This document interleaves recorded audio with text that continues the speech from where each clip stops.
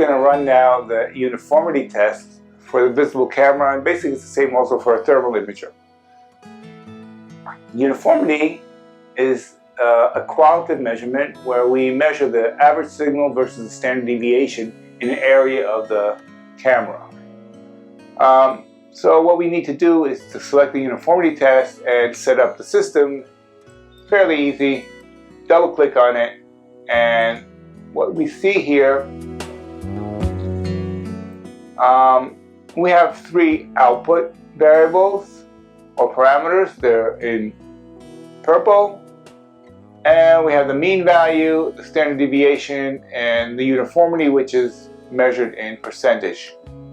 So uniformity is 1 minus the standard deviation over the mean, multiplied by 100 to convert into units of percentage. The next two variables are offline mode, and this will be discussed in a separate session.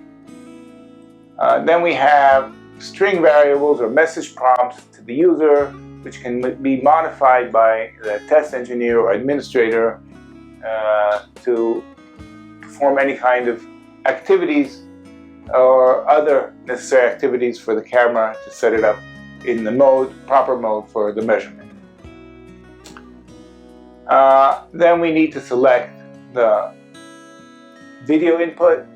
Again, this is usually preset, or can be set by the test engineer by setting up the global parameter in the parameters list.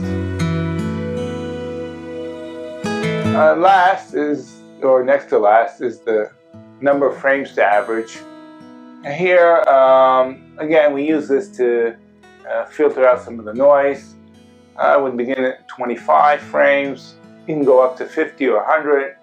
You can see if it improves anything, and you don't need to go way over and put in a huge number, because the law of diminishing returns is just minimized here. Okay, and finally, I don't like what I said here. Let's repeat. Next, we need to set up the vision number of frames to average. A good beginning value is 25. Maybe I'll go up to 50 or 100 and use this to minimize some of the noise in the system. Finally, we have the region of interest. Usually the region of interest is set up while we're running the test. And as a rule of thumb, we select about 80% of the usable or the visible viewing area of the imager. Once we're finished, we click on the Save button, and we have completed setting up the uniformity test.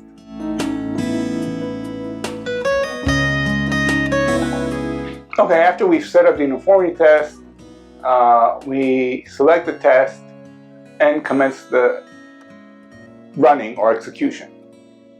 Keep the setup mode on. Well, it prompts you to cover the test. I'm going to need, let's say, I'm going to cover the lens.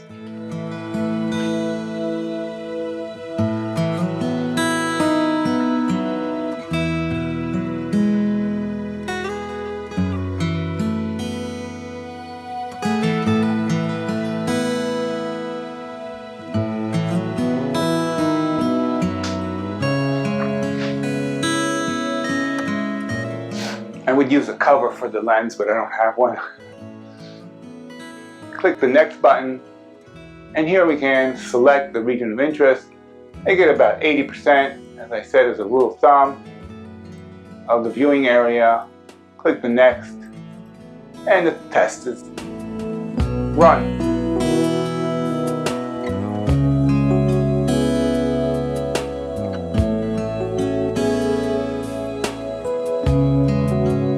Okay, so what we can see here is, okay, at the edges, because I didn't cover it with a real cover, so we can see that the color or the uniformity here is poorer. But basically in the center area we have a uniform, more or less uniform image, and the value here is about 89%. Click on the accept button and the test is complete. Okay, after we've completed running the test, we can either review the test summary by clicking or double clicking on the line down in the line panel here, and we can see the values that we measured, uniformity, which is the result of the mean and the standard deviation. We have, of course, failed this criteria here. The standard deviation was too high, and also, but the uniformity still passed because we set it from 0.5 to infinity. So if we change the criteria, of course, we need to fine-tune the criteria to get something that's meaningful. We can see the attachment. We have the attachment, which is the plot or image of the uniformity.